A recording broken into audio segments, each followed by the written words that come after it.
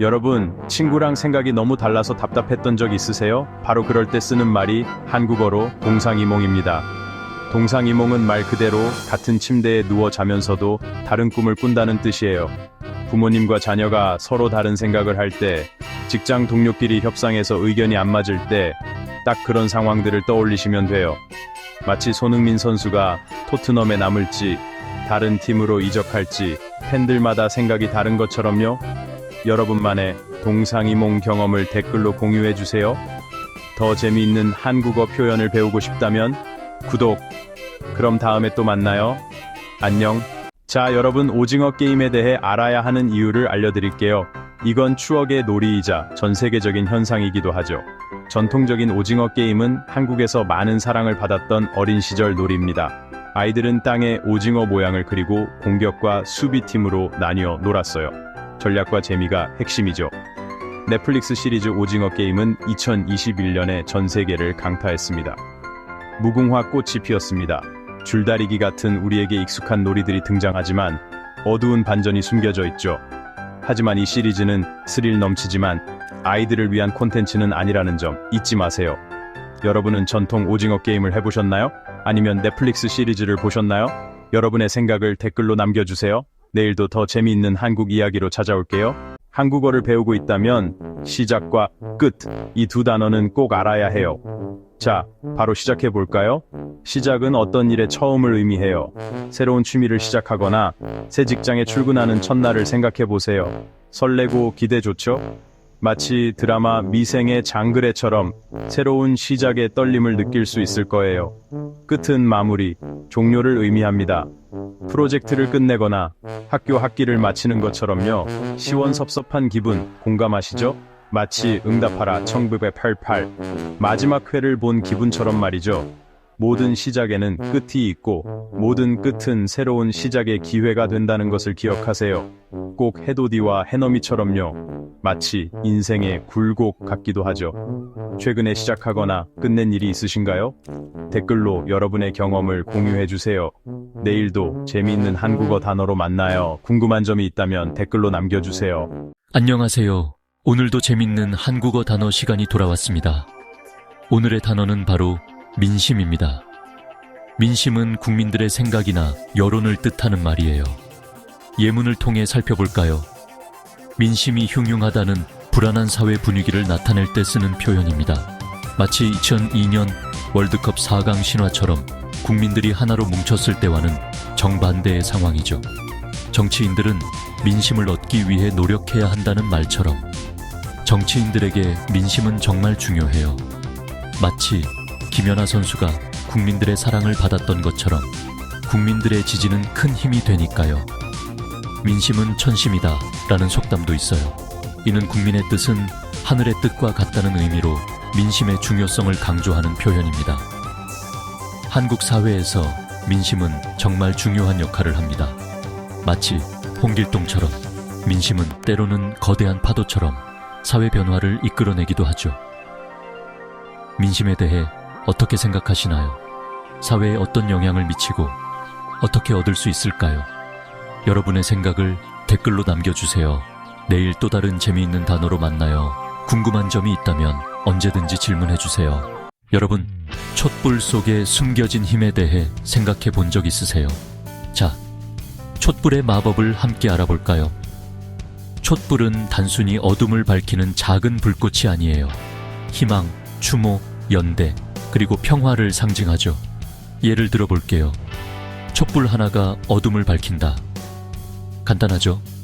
한국에서 촛불은 종종 국민의 힘과 의지를 나타낸답니다.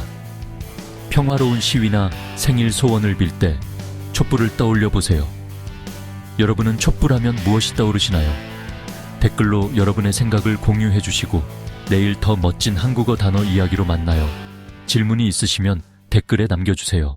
여러분의 희망이 작은 씨앗처럼 느껴진다면 곧 꽃을 피울 거예요.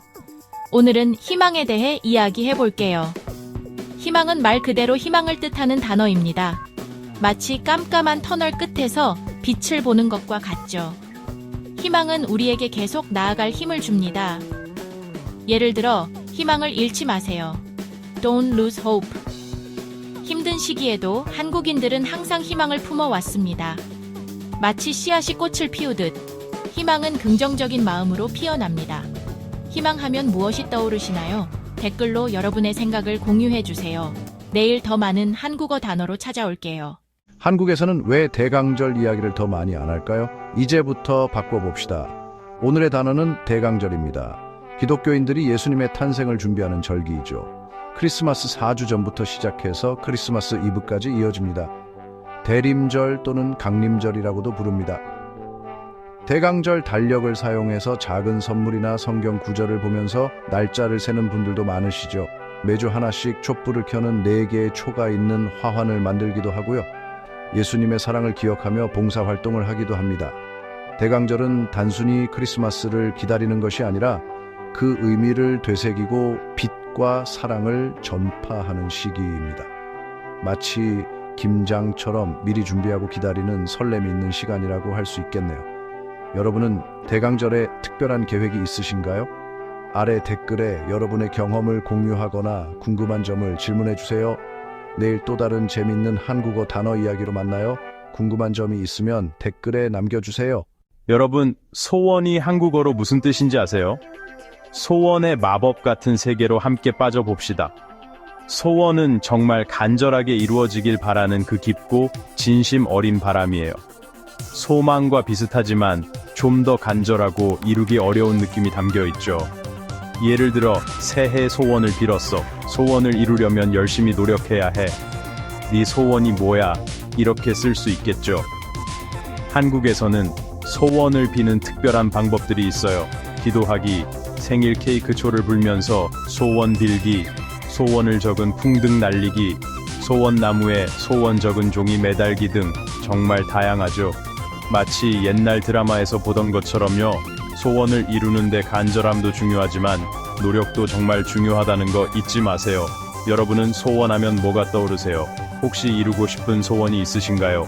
댓글로 여러분의 생각을 나눠주세요. 내일은 또 다른 재미있는 한국어 단어로 돌아올게요. 궁금한 점 있으면 언제든지 물어보세요. 안녕하세요, 여러분. 오늘은 정말 특별한 한국어 단어를 알아볼 거예요. 바로 정이에요. 정은 정말 깊고 아름다운 의미를 가진 단어인데요. 어떻게 설명하면 좋을까요? 정은 마음의 따뜻함, 서로를 향한 애정, 그리고 깊은 유대감을 모두 포함하는 그런 느낌이에요. 마치 엄마가 끓여주신 따끈한 된장찌개처럼 컴포팅하고 친구랑 밤새 수다 떨 때처럼 하트워밍한 느낌이랄까요? 여러분, 정은 정말 신기해요. 가족이나 친구 사이에서만 느끼는 게 아니라 처음 만난 사람과도 정을 나눌 수 있어요. 아, 저 사람 참 정이 많네. 이런 말 들어보셨죠? 예를 들면 이웃 할머니가 갑자기 학생, 배고프지? 우리 집 김치 좀 가져가렴 하시면서 김치를 듬뿍 주시거나 꽉 찬 버스에서 할아버지께서 여기 앉으세요 하면서 자리를 양보해 주시는 것, 이런 게 다 정이에요. 마치 훈훈한 온돌방처럼 따뜻하고 정겨운 시골 장터처럼 포근한 정말 특별한 감정이죠. 정을 통해 우리는 서로 연결되고 서로에게 힘이 되어주는 것 같아요. 여러분도 정의 따뜻함을 느껴보셨나요?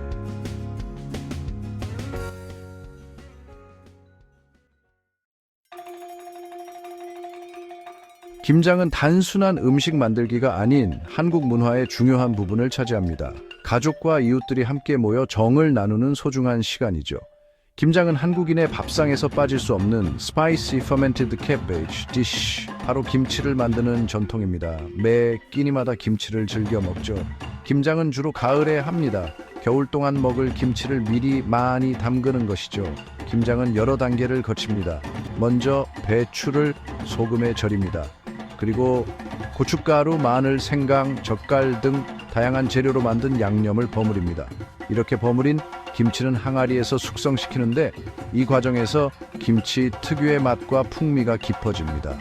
김장은 손이 많이 가고 준비할 것도 많은 시간과 노력이 필요한 일입니다. 하지만 가족과 이웃이 서로 돕고 이야기꽃을 피우며 정을 나누는 즐거운 축제 시간이기도 합니다. 대대로 내려오는 김장 전통은 한국인의 정체성을 보여주는 중요한 부분입니다. 김장은 한국의 오랜 역사와 전통을 담고 있습니다. 수세기 전부터 이어져 내려온 전통이죠. 과거 겨울은 몹시 춥고 신선한 음식을 구하기 어려웠습니다. 김치는 추운 겨울철에 부족한 비타민과 영양소를 공급하는 귀중한 음식이었죠. 김장은 공동체가 겨울을 날 수 있도록 해주는 중요한 역할을 했습니다. 시간이 흐르면서 김장은 단순한 생존 수단을 넘어 소중한 문화적 관습으로 자리 잡았습니다.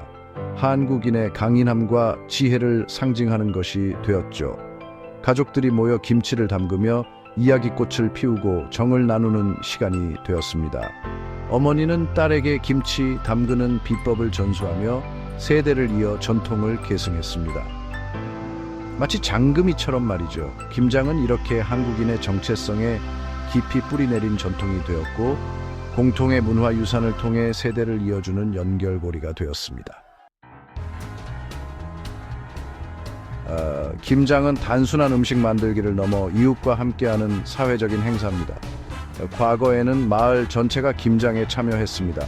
이웃끼리 서로 돕고 함께 김치를 담그며 끈끈한 유대감을 형성했죠. 마치 두레처럼 말입니다. 오늘날에도 김장은 나눔과 정을 나누는 시간입니다. 가족들은 필요한 양보다 김치를 더 많이 담가 이웃, 친구, 친척들과 나눕니다. 이러한 나눔의 정신은 한국 문화와 깊숙이 자리 잡은 협동심과 관대함을 보여줍니다. 김장은 또한 젊은 세대에게 전통을 가르치는 기회가 됩니다. 아이들은 채소를 씻고 재료를 섞는 등 김장에 참여하며 전통, 공동체, 나눔의 중요성을 배우게 되죠. 김장의 결과물인 김치는 맛있을 뿐만 아니라 건강에도 매우 좋습니다. 유산균이 풍부한 발효식품으로 장 건강에 필수적인 유익균을 제공합니다. 소화를 돕고 면역 체계를 강화시켜주죠. 김치는 또한 비타민, 무기질, 항산화 물질의 좋은 공급원입니다. 이러한 영양소는 질병으로부터 몸을 보호하고 건강을 증진시켜줍니다. 김치의 문화적, 요리적 가치를 인정받아 유네스코는 2013년 김장을 인류 무형 문화유산으로 등재했습니다. 김장은 한국 문화의 독창성과 창의성을 보여주는 자랑스러운 전통입니다. 오랜 시간 동안 이어져 온 김장 문화는 한국인의 정체성을 더욱 빛나게 해주고 전 세계 사람들에게 한국의 맛과 정을 선물합니다.